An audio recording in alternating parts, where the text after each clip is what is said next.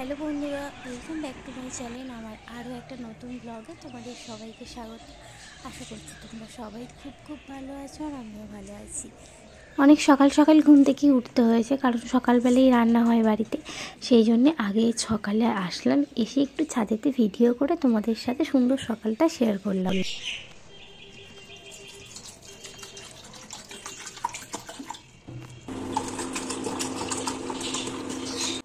আর এবার ছাদে থেকে এসে না চা বসিয়ে দিয়েছি, আর দেখছো অনেকটা পরিমাণ জল দিয়েছি, কারণ অনেকগুলো চা হবে, প্রায় 10 থেকে 12 কাপের মতো চা হবে। কিছু লোক কাজ করছে, তারাও চা খাবে। আর চাগুলো আমি দিয়ে আসি। আর লাল চা করেছি, দুধ চা করি না, যেহেতু পরিমাণে অনেকটা চা হয় তো, আর ওই জন্য লাল চা বানানো হয়েছে। আগে আমি বলতাম যে আমি চা খুব একটা খাই না, মানে লাল চা খুব একটা খাই না, যদি দুধ চা হয় তাহলে খাই। কিন্তু এখন শীত পড়ার পরে থেকে দেখছি আমি লাল চাও খেতে শুরু করে দিয়েছি। রৌনক কয়েকদিন স্কুলে যাচ্ছে না, কারণ ওর কয়েকদিন ধরে বেশ শরীর খারাপ, একটু পেট ব্যথা করছে, বমি করছে, কাশি হচ্ছে, খুব জ্বরও হয়েছিল। সেই জন্য স্কুলে যাচ্ছে না। আর এখন ওদের বেলাতেই স্কুল হয় 8টা থেকে, তো ওই জন্য ওরা আমার সাথে ছাদে চলে এসছে। বিছানার মধ্যে বমি করে ফেলেছিল, সেই জন্যই কিন্তু পুরো বিছানাটা কাচতে হলো, না হলে বিছানা এত পরিষ্কার করার দরকার ছিল না, কারণ আমি কয়েকদিন আগেই বিছানাটা সবে পরিষ্কার করলাম। কিন্তু কিছু আজকে ওদেরকে আলু ভাতে আর ডিম সিদ্ধ দিয়ে মুড়ি খাওয়াবো, কারণ যেহেতু ওদের শরীরটা খুব একটা ভালো না, সেহেতু অন্য কিছু খাবার খাওয়াবো না। আলু সিদ্ধ ডিম সিদ্ধ দিয়ে ওরা আজকে টিফিনটা করবে। তখন চা বানিয়েছিলাম, চা রেখে দিয়েছি, খাওয়ার সময় পাইনি, তো এখন একটু খাওয়ার সময় পেয়েছি, সেই জন্য কিন্তু চাটা নিয়ে নিচ্ছি। আর রুটি পরোটা মাখাতে মাখাতেই একটু একটু করে চা আর বিস্কুটটা খেয়ে নেব। আমি রুটি পরোটা খুব একটা ভালো করতে পারি না, আর বেশি পরিমাণ মানে অনেক রুটি পরোটা বানাবো এরকম তো একদমই করতে পারবো না। আর চিনি দিয়ে একটু পরোটা খেতে পছন্দ করি, মানে পরোটাটা যখন মাখালাম না, তখন ওর মধ্যে একটু চিনি দিয়ে দিয়েছি, তাহলে একটু মিষ্টি মিষ্টি খেতে হবে। ওই 4টে থেকে 5টার মতো বানাবো। ওরা তো আলু সিদ্ধ মুড়ি খেয়েছে, আমরা পরোটা আর আলু ভাজা খাবো। যদিও ওরা এবার খেতে চায়, ওদেরকে একটু দেবো। আর পৌশালি তো খাবেই না, ও কিছুই খায় না। আর আমি পরোটার আটাটা মাখাতে মাখাতে একটু করে চা খাচ্ছি, আর পরোটার আটাটা মাখাচ্ছি। কতটা কি পারবো জানি না, কারণ সেরকমভাবে কোনোদিনই মাখাইনি এই আটা। আমি আর ফোন দেখে একটা জিনিস শিখেছি, ওই যে মানে আমরা যেটাতে বেলি কাঠের বেলনে, আমি কিন্তু ওতে একদমই বেলতে পারি না, কারণ ওটা আমার সরে সরে যায়, আমি একদম বেলতে পারি না। সেই জন্যে আমি এই যে স্ল্যাব আছে না, স্ল্যাবের উপরেই ফেলে বেলতে পছন্দ করি। বা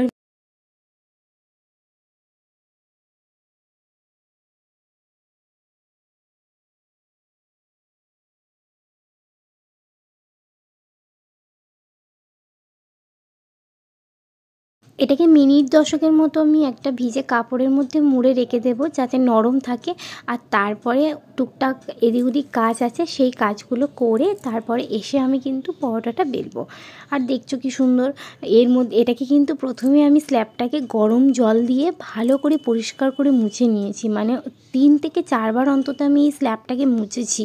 কারণ এখানে ধরো আমরা বাসনপত্র রাখছি, জলের বোতল রাখছি, ধুলো ময়লা কত কিছুই পড়ছে, তার উপরে তো নিশ্চয়ই পরোটাটা বেলতে পারবো না। তো সেই জন্য এটাকে আমি ভালো করে 2-3 বার গরম জল দিয়ে পরিষ্কার করে মুছে নিয়েছি।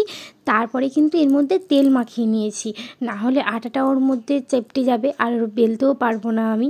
সেই জন্যে তেল মাখিয়ে তারপরেই কিন্তু আমি পরোটাটা বেলছি, আর খুব সুন্দর বেলা যায়। তোমরা এটা ট্রাই করতে পারো। যেহেতু রৌনক স্কুলে যায়নি, ওকে নিয়ে আসার তাড়া নেই, হাতে একটু সময় আছে, সেই জন্যই কিন্তু টিফিনগুলো বানাচ্ছি। আর এখন না বাড়িতে একটু টিফিন সকালে বানাতেও হয়, কারণ রৌনকের স্কুল আগে তাড়াতাড়ি ছুটি হতো, এখন অনেকটা বেলাতে ছুটি হয়, এবং অতটা টাইম তো স্কুলের মধ্যে কেক পাউরুটি এগুলো তো খেয়ে থাকতে পারবে না, বিস্কিট।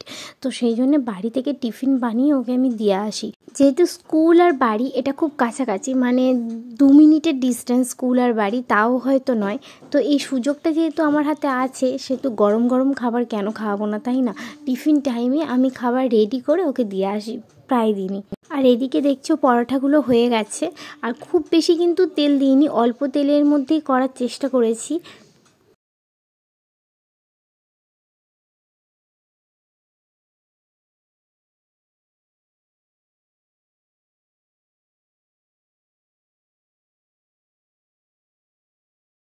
আর দেখছোই যে বেশি পরোটা বানাইনি, মাত্র 4টে থেকে 5টার মতো পরোটা বানিয়েছি।